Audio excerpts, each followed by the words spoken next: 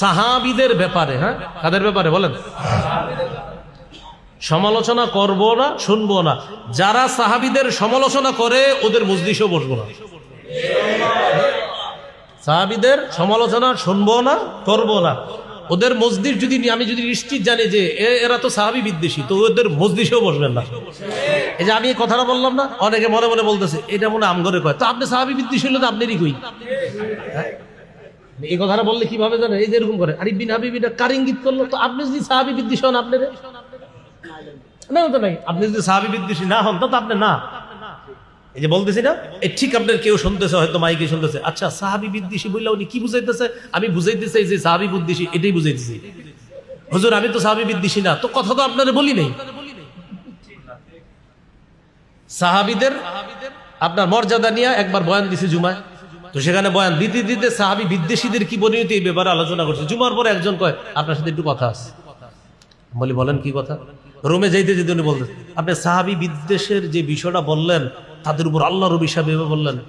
আমি হ্যাঁ কি বলতে চান সেটা বলেন। মানে সাহাবী বিদ্বেষ কারা লালন করে? আমি আপনি সাহাবী বিদ্বেষী কিনা সেটা বলেন। কয় আস্তাগফিরুল্লাহ কি বলেন? আমি তো আপনি মানে আপনার সমস্যা কি বয়ানে? প্রশ্নে তো বোঝা যায় মাঝে মাঝে যে এই লোক আসলে কি জানতে চায়। আপনি সাহাবী বিদ্বেষী কিনা সেটা বলেন।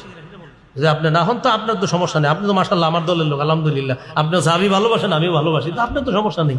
উনি একটা হ্যাঁ হ্যাঁ করে হাঁটি দিচ্ছে। আসলে আমি জানি এই লোক সাহাবী বিদ্বেষ, বুঝলেন তো? এই সাহাবী বিদ্বেষ ধারণ করে লালন করে। শুধু তাই না, আমিরে মুআবিয়া রাদিয়াল্লাহু তাআলা আনহুর পরে আমরা রয়াকার রা বসাই, সে লয়াকার লা বসাই। লয়াকার লা, আমরা রয়াকার রা বসাই না, সে বসায় লয়াকার লা। ল সাহাবীর পরে। এ হলো আমাদের বর্তমানের হালাত। আল্লাহ আমাদের সকলকে হেফাজত করেন। তাহলে কোরআন, সুন্নাহ, ইজমা, কিয়াস, এই চারটা বিষয় আমরা কোরআন থেকেই জানলাম।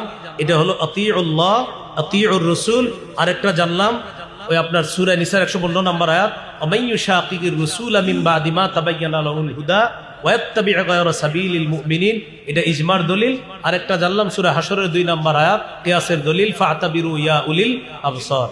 আল্লাহ আমাদের সকলকে এই যে বিষয়গুলো আমরা বললাম, বিশেষ করে মুনকিরিনে হাদিস, যারা হাদিস অস্বীকারী, তাদের ব্যাপারে যেন আমরা সচেতনতা অবলম্বন করতে পারি।